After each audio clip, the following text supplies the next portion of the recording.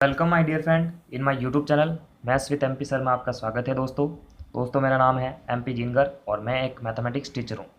तो इस वीडियो के अंदर जो हम क्लास 10th की मैथमेटिक्स होती है एनसीईआरटी वालों के लिए, वो भी हिंदी मीडियम के लिए, तो आपका जो क्लास 10th की मैथमेटिक्स है इसके अंदर आपका चैप्टर है 11वां रचनाएँ, जिसके अंदर प्रश्नावली है 11.1, जिसका क्वेश्चन नंबर दूसरा है, उसको हम अटेंड करने वाले हैं। ठीक है, तो वीडियो स्टार्ट करने से पहले और क्वेश्चन दूसरे को अटेंड करने से पहले आपसे एक छोटी सी रिक्वेस्ट है कि अगर आप हमारे चैनल पर पहली बार विजिट कर रहे हैं तो प्लीज़ चैनल को सब्सक्राइब करके बेल आइकन को प्रेस कर दीजिए, ताकि हम जो है जब भी वीडियो अपलोड करें तो आप तक जो है उसका नोटिफिकेशन है वो पहुंच जाए। क्योंकि हमारा जो चैनल है एजुकेशन को लेकर काफ़ी हद तक सीरियस रहता है, क्योंकि जब एग्ज़ाम आते हैं तो हम मॉडल पेपर वगैरह तैयारी करवाते रहते हैं। तो बेल आइकन को ज़रूर प्रेस कीजिए। तो मैं वीडियो स्टार्ट करता हूँ क्वेश्चन दूसरे के लिए। देखिए, क्वेश्चन जो है दूसरा, उसको लेने से पहले मैं आपको क्या बताऊंगा, एक रूल्स भी बताऊंगा। अपन देखिए क्वेश्चन दूसरे को भी हल करते जाएंगे और साथ साथ में एक रूल्स है उसको भी समझते हुए चलेंगे। क्यों चलेंगे? क्योंकि देखिए क्वेश्चन दूसरा है उसको तो अपन समझ लेंगे, ठीक है, क्वेश्चन दूसरा उसको तो अपन कर लेंगे, लेकिन रूल समझने का मतलब क्या रहेगा, क्वेश्चन दूसरे को भी कर पाएंगे और क्वेश्चन दूसरे के टाइप के जितने भी क्वेश्चन रहेंगे हम उनको आसानी से सॉल्व कर पाएंगे। तो रूल्स का ये फ़ायदा रहेगा, तो हम क्वेश्चन को भी हल करते जाएंगे और साथ साथ में रूल्स को भी समझते जाएंगे। ठीक है, तो देखिए आपका क्वेश्चन नंबर दूसरा है वो स्क्रीन पर आ रहा है और मैं आपको एक बार वापस उसको पढ़ के बता देता हूँ। ठीक है, तो क्वेश्चन दूसरा स्क्रीन पर क्या लिखा आ रहा है कि 4 सेंटीमीटर, 5 सेंटीमीटर और 6 सेंटीमीटर भुजाओं वाले एक त्रिभुज की रचना कीजिए और फिर इसके समरूप एक अन्य त्रिभुज की रचना कीजिए जिसकी भुजाएं दिए हुए त्रिभुज की संगत भुजाओं की 2/3 गुनी हो। तो उसके लिए आपको करना क्या है, ऐसे क्वेश्चन के अंदर जब त्रिभुज की भुजाएं दे रखी है तो आपको करना क्या है, स्केल की हेल्प से सबसे पहले उस त्रिभुज को बनाना है। ठीक है, त्रिभुज को बनाना है किस तरह से, इस तरह से सबसे पहले आपको त्रिभुज बनाना है। ये रूल्स का पहला स्टेप है।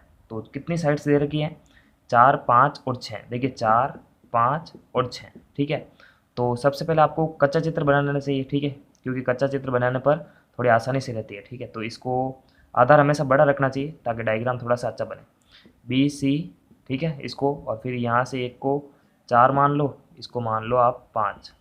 ठीक है, इसको दे दो ए। ठीक है, ये तो हो गया कच्चा चित्र। उसके बाद में कच्चे चित्र के आधार पर अपन एक पक्का चित्र बनाते हैं। ठीक है, तो बी सी लेते हैं अपन किस तरह से, ये स्केल ली हमने, और बी सी लेते हैं 6 सेंटीमीटर। तो यहाँ से लगाकर यहाँ तक ये आ रहा 6। देखो इस तरह से यहाँ पर 6, सॉरी 6 यहाँ पर आ रहा है, तो इसको यहाँ से यहाँ तक 6 तक मिला दो आप, ये ठीक है इस तरह से। ठीक है, तो ये 6 सेंटीमीटर हो गया। इसको बी नाम दे देते हैं सी। अब देखो बी से ए यानी ए बी है 4 सेंटीमीटर और ए सी है 5 सेंटीमीटर। ठीक है, तो आपको करना क्या है, बी को केंद्र मानकर 4 सेंटीमीटर का चाप खींचना है। किस तरह से, इस तरह से प्रकार की हेल्प लेकर प्रकार को यहाँ से यहाँ तक रखना है, इस तरह से 4 सेंटीमीटर हो गया।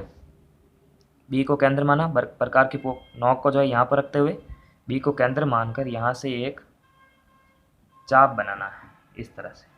ठीक है, ये चाप बनने के बाद में आपको करना क्या है, यही का यही प्रोसेस, यही की यही प्रक्रिया आपको क्या करनी है, सी पर केंद्र मानकर सी को 5 सेंटीमीटर का चाप बनाना है इस तरह से। ये 5 सेंटीमीटर यहाँ पर आ गए, तो यहाँ से इसको केंद्र मानकर यहाँ से एक चाप कट मारना है। ठीक है, इस तरह से इसको बनाना है। तो यहाँ पर प्रतिच्छेद करेगा, तो यहाँ पर कौन सा पॉइंट होगा, इसके हिसाब से कच्चे चित्र के हिसाब से होगा ये पॉइंट, क्योंकि यहाँ से यहाँ तक की लंबाई 5 सेंटीमीटर थी, यहाँ से यहाँ तक की लंबाई थी 4 सेंटीमीटर। तो अपन करेंगे कि इसलिए हमने 4 सेंटीमीटर और 5 सेंटीमीटर का चाप काटे थे। ठीक है, तो आपको करना क्या है, बी को इससे मिला देना है और वापस सी को भी इससे मिला देना है स्केल की हेल्प लेकर, और इसको देना है ए। इसको दे दो आप 6 सेंटीमीटर, इसको कितना था 5 सेंटीमीटर, और इसको दिया 4 सेंटीमीटर। तो आपको करना क्या, देखिए सबसे पहले आपको जितनी त्रिभुज की भुजाएं दे रखी है त्रिभुज बनाना, और साथ साथ में देखिए अपन रचना के चरण भी लिखते हुए जाएंगे। ठीक है, तो देखिए पहला चरण क्या है कि एक त्रिभुज ए बी सी की रचना दी गई भुजाएं बी सी, ए सी और ए बी से की। ठीक है, तो देखिए बी सी 6 सेंटीमीटर थी और ए सी कितनी थी 5 सेंटीमीटर, तो देखिए ए सी 5 सेंटीमीटर और ए बी थी 4 सेंटीमीटर से की। ठीक है, तो ए बी 4 सेंटीमीटर से की। तो फर्स्ट स्टेप तो ये हो गया। अब ठीक है, तो सेकंड स्टेप क्या रहेगा, सेकेंड स्टेप में आपको करना क्या है, कभी भी प्रश्न के अंदर देखिए इस तरह से, प्रश्न के अंदर प्रश्न आपकी स्क्रीन पर वापस एक बार लिखा आ रहा है, त्रिभुज की भुजाएं भी दे दी और फिर इसके समरूप एक अन्य त्रिभुज की रचना करने को बोल रहा है, और इसकी जो भुजाएं हैं वो दिए गए त्रिभुज की भुजाओं की संगत भुजाओं की कितनी गुनी है, 2/3 गुनी है। तो देखो 2/3 गुनी इस तरह से। हमेशा एक बात ध्यान रखना, अगर देखिए इस त्रिभुज के समरूप, यानी समरूप, पहले तो समरूप कैसे कहते हैं, जैसे एक बड़ा त्रिभुज है और एक है छोटा त्रिभुज, तो ये दोनों एक दूसरे के समरूप होते हैं, क्योंकि ये भी त्रिभुज है ये भी त्रिभुज है, दोनों दिखने में एक जैसे दिखने चाहिए। दोनों दोनों का रूप ही क्या है, त्रिभुज का रूप है, तो एक जैसी दिखने वाली चीज़ें होती हैं समरूप। तो अपने को क्या करना है, इस त्रिभुज के समरूप एक त्रिभुज बनाना है, लेकिन वो त्रिभुज अंदर बनेगा या बाहर बनेगा वो पता चलेगा इस भुजाओं, जितनी गुनी भुजाएं दे रखी है उससे पता चलेगा, यानी 2/3। तो कभी भी देखिए ये ऊपर वाला तो हो गया अंश और ये हो गया हर।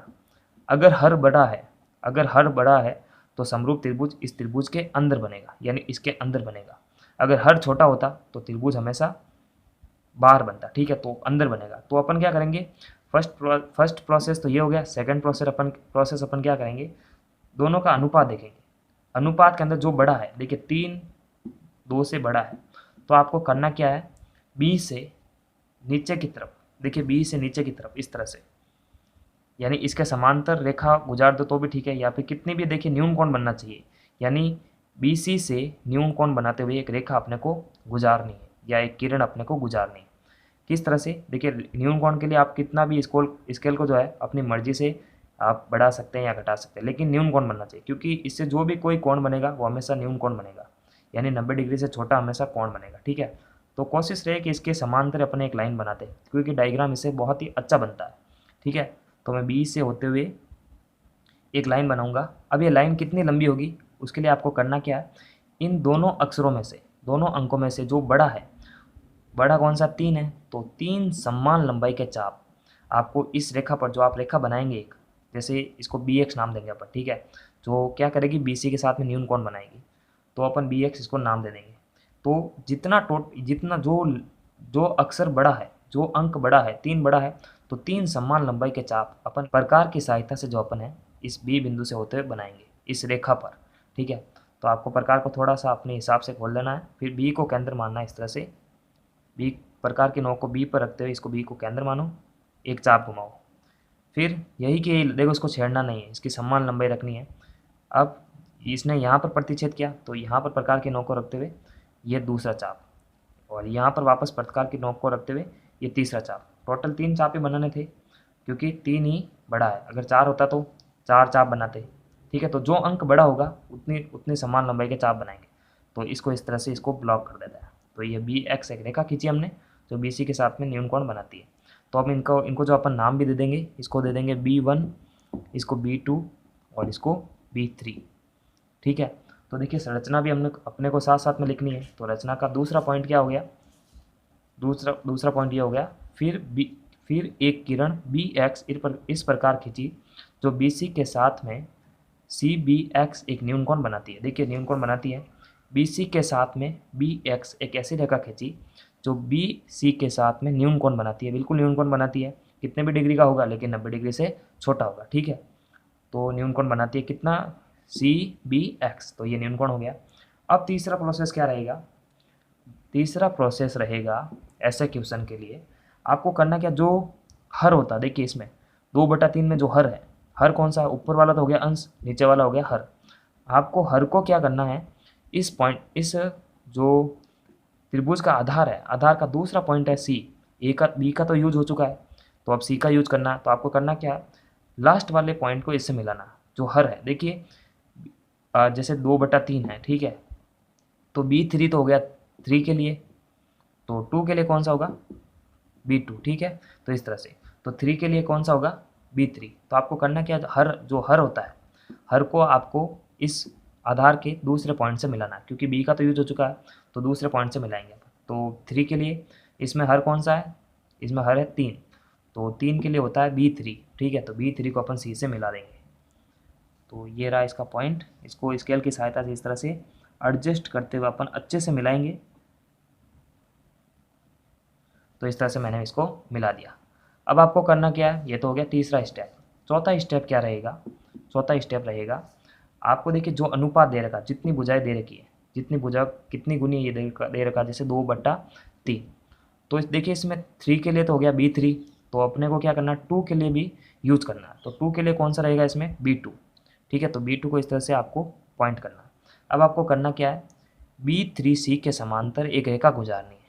B3 के समांतर B2 से एक रेखा गुजारनी है, क्योंकि 2:3 है, तो 3 का यूज हो चुका है, तो 2 से अपन एक रेखा गुजारेंगे। किस तरह से, आपको करना क्या है, B3 को केंद्र मानकर इस तरह से चाप आपको एक घुमाना, एक चाप B3 को केंद्र मानकर, यानी प्रकार की जो नोक है B3 पर रखते हुए एक केंद्र मानना है इस तरह से, और फिर एक चाप घुमाना है इस तरह से। यही की यही लंबाई का चाप आपको B2 को केंद्र मानकर घुमाना है इस तरह से। यही की यही लंबाई नहीं छेड़नी, ठीक है, क्योंकि समांतर रेखा के संगत कोण बनना चाहिए। ठीक है, तो यहाँ पर इसने प्रतिच्छेद किया यहाँ पर, और इस प्रकार ने प्रतिच्छेद किया यहाँ पर। अब आपको करना क्या है, जहाँ जहाँ पर प्रतिच्छेद किया है, तो देखिए BX रेखा को इसने यहाँ पर प्रतिच्छेद किया, तो आपको क्या करना, प्रकार की नोक को B3 वाले चाप के लिए प्रकार की नोक को इस पर रखते हुए ये जो चाप दे रखा है इसकी लंबाई को आपको मापना है। यानी देखो ये चाप दे रखा है, ये इसकी लंबाई को आपको मापना है, यहाँ पर केंद्र रख, इसको यहाँ पर केंद्र मानकर जो BX पर हमने प्रतिच्छेद किया था फर्स्ट चाप बनाते हुए, तो इसको इस तरह यहाँ से यहाँ तक मिलाना है। ठीक है, यानी इसको यहाँ से यहाँ तक मापना है। अब आपको क्या करना है, यही की यही लंबाई इसके प्रतिच्छेद बिंदु को केंद्र मानकर यहाँ से एक चाप घुमाना है। ठीक है, एक चाप इस तरह से लगाना है। तो फिर यहाँ पर इसको कट करवाना है, तो अपन क्या करेंगे, थोड़ा सा इसको वापस एडजस्ट कर देंगे, इस तरह से इसको एडजस्ट करेंगे। ठीक है, तो एडजस्ट करने पर यहाँ पर एक कटांग बिंदु आ जाएगा। अब आपको करना क्या है, B2 से इस पॉइंट से होते हुए, प्रतिच्छेद पॉइंट से होते हुए एक रेखा गुजारनी इस तरह से। ठीक है, इस तरह से रेखा गुजार दी, तो ये रेखा जो है BC आधार को यहाँ पर C' पर क्या करेगी, प्रतिच्छेद करेगी। तो ये रहा चौथा प्रोसेस। तो चौथा प्रोसेस आपको समझ में आ जाना चाहिए। B3 के समांतर B2 से एक रेखा गुजारी, कैसे गुजारी, 2 समान लंबाई के चाप भरे। किस तरह से, पहला चाप तो यहाँ ये भरा, यही की लंबाई का चाप B2 से केंद्र मानकर यहाँ पर भरा। फिर सेकंड चाप हमने क्या किया, इसने यहाँ पर प्रतिच्छेद किया था, इसने यहाँ पर प्रतिच्छेद किया था, तो प्रतिच्छेद बिंदु को केंद्र मानकर यहाँ से यहाँ तक इसके चाप को मापा था। फिर यही की लंबाई इसके प्रतिच्छेद बिंदु को केंद्र मानकर यहाँ से यहाँ तक इसको मापा था। तो यहाँ पर दोनों चाप क्या हो गए, कट गए। कटने पर एक बिंदु प्राप्त हुआ जिसको प्रतिच्छेद बिंदु बोलते हैं। यहाँ से B2 से होते हुए एक रेखा गुजरी, तो B3C के समांतर B2C' एक समांतर रेखा आ गई। इसके बाद में पांचवा स्टेप क्या है, तो पांचवें स्टेप से पहले मैंने पहले ही बताया था कि रचना के चरण अपन साथ साथ में लिख रहे हैं। तो देखिए तीसरी रचना क्या थी, फिर BX पर, सॉरी यहाँ ये रचना तो मैंने आपको बताई नहीं, कि फिर BX पर 3 बिंदु, देखिए 3 बिंदु हमने दिए थे, B1 B2 B3, इस प्रकार अंकित किए कि B1 B12 B2 B3। यानी देखो इसका मतलब क्या होता है, B1 B1 B2 B2 B3, इसका मतलब जो होता है इनकी समान लंबाई है। ठीक है, यानी समान लंबाई के अपने चाप अंकित किए थे। और फिर क्या क्या था, B3 को C से मिलाया था, बिल्कुल B3 को C से मिलाया था, क्योंकि जो हर होता है उसको मिलाया जाता है लास्ट वाले पॉइंट से, जो आधार होता है त्रिभुज का उसके लास्ट वाले पॉइंट से इसको मिलाया जाता है। उसके बाद हमने क्या किया था, फिर B2 से B3 के समांतर, देखिए हमने B2 से जो है B3C के समांतर B2C' एक रेखा खींची थी। बिल्कुल देखिए यहाँ पर हमने B2C' एक रेखा खींची जिसने BC पर C' बिंदु पर प्रतिच्छेद किया था। तो बिल्कुल BC पर जो है C' बिंदु पर इसने प्रतिच्छेद किया था। उसके बाद में आगे वाला प्रोसेस क्या रहेगा, पांचवा प्रोसेस क्या रहेगा, जो प्रोसेस हमने नीचे किया था वही का वही प्रोसेस ऊपर की तरफ भी करेंगे। क्या करेंगे, इसके समांतर ये रेखा गुजरी थी, तो इसके समांतर भी रेखा अपने को गुजारनी है। तो प्रोसेस वही, C को आपको केंद्र मानना है, एक चाप घुमाना है। ठीक है, एक चाप घुमा दिया, यही की यही लंबाई का चाप, इसको छेड़ना नहीं है, यही की यही लंबाई का चाप आपको C' को केंद्र मानकर घुमाना है। अब आपको करना क्या, इसने यहाँ पर प्रतिच्छेद किया और इसने किया यहाँ पर प्रतिच्छेद, दोनों के प्रतिच्छेद बिंदु को केंद्र मानेंगे। पहले वाले को मांगेंगे क्योंकि ये पहली लाइन अपने पास में है, तो इसको केंद्र मानकर यानी प्रकार की नोक को यहाँ पर रखते हुए यहाँ से यहाँ तक इसके चाप को क्या करना है, इसके यहाँ से यहाँ तक इसके चाप की लंबाई अपने को मापनी है। फिर क्या करना है, यही की यही लंबाई जो हमने मापी थी इसके प्रतिच्छेद बिंदु को केंद्र मानकर यहाँ से यहाँ तक एक कट लगाएंगे। ठीक है, कट लगाने पर एक प्रतिच्छेद बिंदु आएगा, फिर C' से होते हुए क्या करेंगे, एक रेखा इस तरह से गुजारेंगे। तो यहाँ पर जो है ए बी होगा, ये ए बी लाइन यानी ए बी भुजा को यहाँ पर ये ए डैश पर क्या करेगा, प्रतिच्छेद करेगा। इस तरह से जो है ए बी सी दिए गए त्रिभुज के संगत ए डैश बी और सी डैश एक क्या त्रिभुज आ जाएगा अपने पास में, समरूप त्रिभुज आएगा। क्योंकि मैंने पहले बताया था बड़े वाला त्रिभुज हो चाहे छोटा त्रिभुज हो, दोनों क्या होते हैं, समरूप होते हैं, क्योंकि दोनों ही त्रिभुज हैं। तो ये भी त्रिभुज हैं, ये भी त्रिभुज है, तीनों की तीनों भुजा है, ठीक है।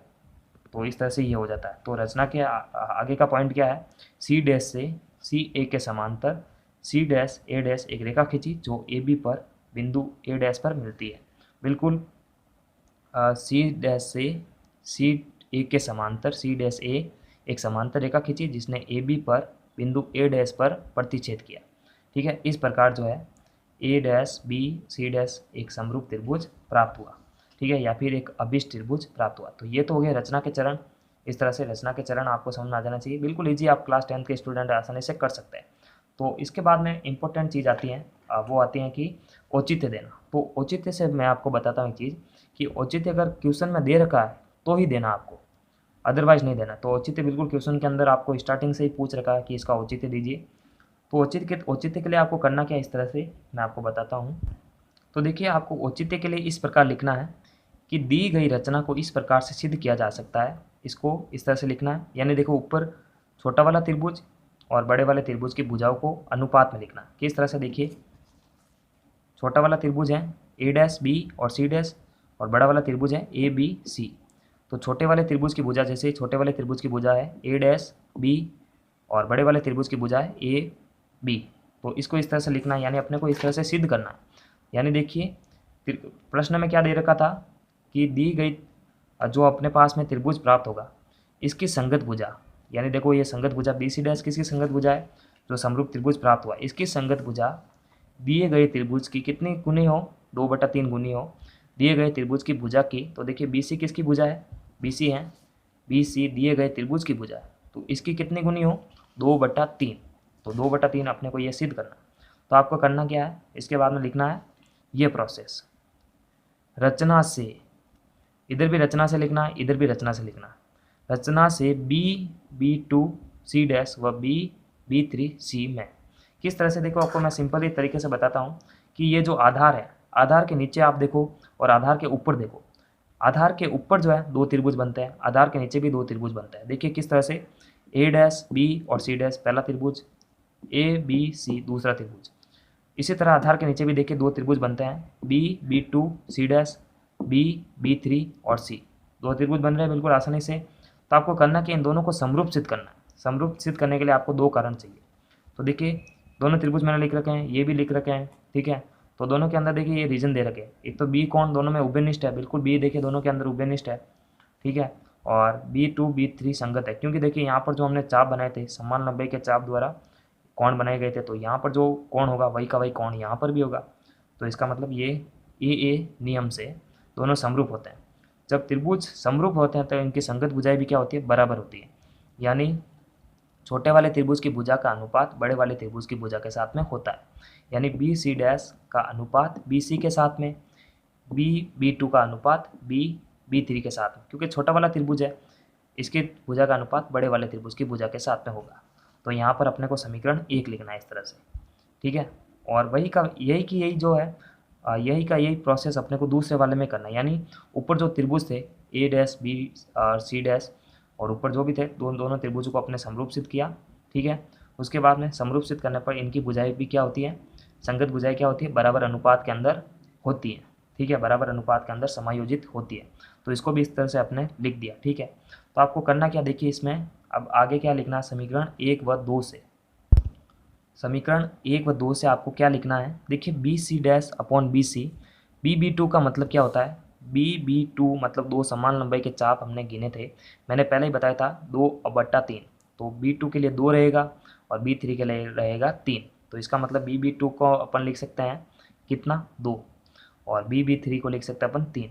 तो देखिए यही का इसको अपन क्या लिख सकते हैं अपन, B C dash upon B C, ये कितनी होगी, 2/3। अभी देखो इसको इस तरह से अपन लिख सकते हैं B C dash upon 2/3 B C. तो देखो यही तो अपने को चाहिए था। तो पहले प्रश्न में लिख रखा है यही अपने को चाहिए था, B C dash upon B C dash equals to 2/3 B C, यानी संगत त्रिभुज की भुजा दिए गए त्रिभुज की भुजा की 2/3 गुनी है। तो इसी प्रोसेस अपन करेंगे तो तीनों भुजाओं को भी अपन सिद्ध कर सकते हैं। यानी देखो इसको भी अपन सिद्ध कर सकते हैं। ए डैश इसको अपन किस तरह से लिख पाएंगे, A dash B upon A B equals to 2/3, ठीक है, इसको भी इस तरह से लिख पाएंगे। फिर ए डैश बी 2/3 ए बी, ठीक है, तो इसको भी अपन इस तरह से लिख पाएंगे। अगर इसका मान जो है इसके बराबर रहेगा तो इन सभी का मान भी तो इसके बराबर रहेगा, क्योंकि तीनों भुजाएं क्या होती है, तीनों भुजाएं एक दूसरे के बराबर है, ठीक है। तो इस तरह से इसको आपको सिद्ध करना है। तो यह प्रोसेस था रचना का। तो इतनी सिद्धम, तो आप किसी एक को भी अगर आप जो है सिद्ध कर देंगे तो वहाँ पर पूरा गिना जाएगा, ठीक है। तो इस तरह से ये क्वेश्चन पूरा हो जाता है। पूरे चैप्टर के वीडियोस देखने के लिए टाइटल पर क्लिक कीजिए। क्लिक करने पर आप डिस्क्रिप्शन बॉक्स में चले जाएंगे, वहाँ पर लिंक दे रखी होगी प्लेलिस्ट की, उस पर क्लिक करेंगे तो सारे वीडियोस आपके सामने आ जाएंगे। आगे आने वाले वीडियो के लिए मैथ्स विद एमपी सर को सब्सक्राइब करें और बेल आइकन को प्रेस करें।